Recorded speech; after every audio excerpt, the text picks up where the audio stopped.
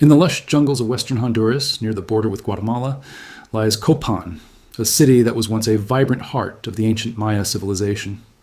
Over 1,000 years ago, its towering pyramids, intricately carved stone monuments, and bustling plazas were rich with the sounds of a thriving society. But around 1,200 years ago, this city faced a mysterious collapse, leaving behind ruins that have puzzled scholars for centuries. What caused the downfall of Copán and the broader classic Maya civilization? Was it environmental catastrophe, social unrest, or the clash of cultures? A new study offers fresh answers through the analysis of ancient DNA. Researchers from Trinity College Dublin have analyzed the DNA of several individuals buried during Copán's heyday. The results have uncovered new clues about the rise, composition of the population, and, most crucially, the eventual decline of this civilization. Copán was no ordinary city. From around 250 to 950 AD, during what archaeologists call the Classic Maya period, it was a major capital at the southeastern edge of the Maya world, a crossroads linking Central and South America. Its story begins even earlier, in the early pre-classic period before 1000 BC, when small farming communities settled in the Copán Valley, relying on maize, a crop so central to Maya life that their myths describe humans as being molded from it. By 426 AD, a pivotal moment arrived with the founding of a royal dynasty by Chichén Itzá, a charismatic outsider whose origins are shrouded in mystery. Ancient inscriptions tell us he arrived in Copán in 427 AD, establishing a lineage of 16 rulers that governed for nearly 400 years. Under their rule, Copán flourished as a hub of art, astronomy, and trade.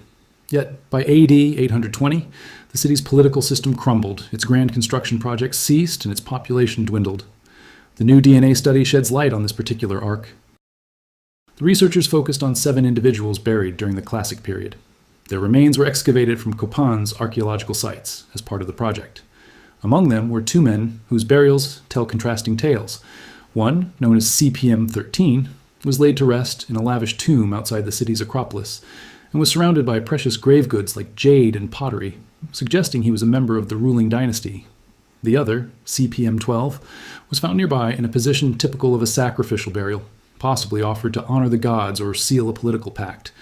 These 2 men shared a Y chromosome lineage called Q1b, a genetic marker passed down from father to son, like a family name carried through the male line. This Q1b lineage is common among indigenous American populations today. Yet, despite sharing this marker, they were not close relatives. The other 5 individuals, 3 women and 2 men, showed diverse maternal lineages belonging to mitochondrial DNA haplogroups called A2 and C1. Mitochondrial DNA, inherited only from the mother, is like a maternal family tree, and A2 and C1 are widespread across the Americas, suggesting that women from varied backgrounds were part of Copán's community. To uncover Copán's genetic story, the researchers compared these 7 genomes to a vast data set of ancient and modern DNA from across Siberia, North America, Central America, and South America. Their analysis revealed a remarkable continuity. The people of Copán were genetically linked to populations in the Maya region as far back as the Late Archaic period, around 5,600 to 3,700 BC.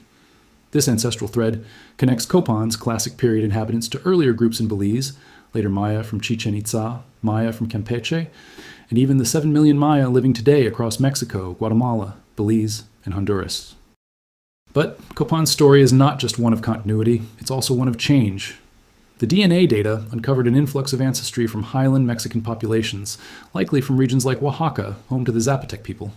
This genetic influence began during the early to middle Classic period, around 250 to 550 AD, and grew stronger in later Maya populations, such as those at Chichén Itzá. At Copán, highland Mexican ancestry made up about 6% of the genetic makeup, suggesting that newcomers, possibly elite members of a broader Maya network, integrated with the local population. This aligns with archaeological evidence of Copán's extensive trade and political ties with cities like Tikal in Guatemala and Teotihuacan in Mexico. Isotopic analysis, which studies chemicals in tooth enamel to reveal where a person grew up based on their childhood diet, further supports this picture, showing that many of Copán's elite were born elsewhere before settling in the city. Kainich Yaxkugmo himself may have been one such outsider, his arrival marking the start of a dynasty that blended local and foreign influences.